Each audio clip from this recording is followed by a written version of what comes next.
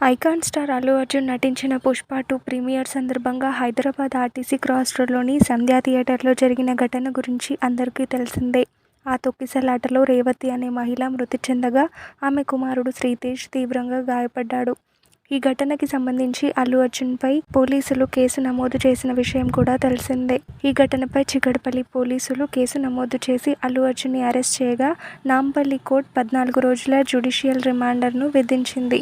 వెంటనే బన్నీ హైకోర్టుని ఆశ్రయించగా అక్కడ ఊరట లభించింది. ఈ కేసులో అల్లు అర్జున్కి హైకోర్టు 4 వారాల మధ్యంతర బెయిల్ని మంజూరు చేసింది. అయితే ఈ క్రమంలో సంధ్యా థియేటర్ ఘటనలో అల్లు అర్జున్కి మహిళ చనిపోయిందని తెలిసినప్పటికీ ఆయన సరైన పద్ధతిలో స్పందించలేదని సమాచారం.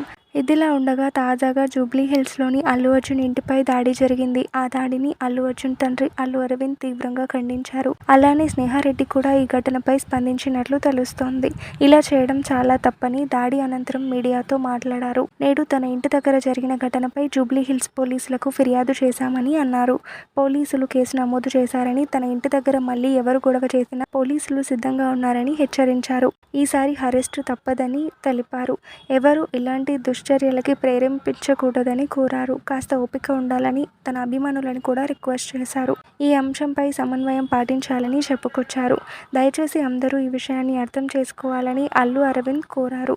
అల్లు అర్జున్ బెయిల్ నిబంధనలను ఉల్లంఘించారని, ఆయన బెయిల్ రద్దు చేయాలని ఈరోజు హైకోర్టులో పిటిషన్ను దాఖలు చేసేందుకు పోలీసులు సిద్ధమవుతున్నారు. దీంతో దర్యాప్తును ప్రభావితం చేసే విధంగా అల్లు అర్జున్ మాట్లాడారని, వెంటనే ఆయన బెయిల్ని రద్దు చేయాలని కోరుతూ ఈరోజు కోర్టులో పిటిషన్ను దాఖలు చేసేందుకు రెడీ అవుతున్నారు.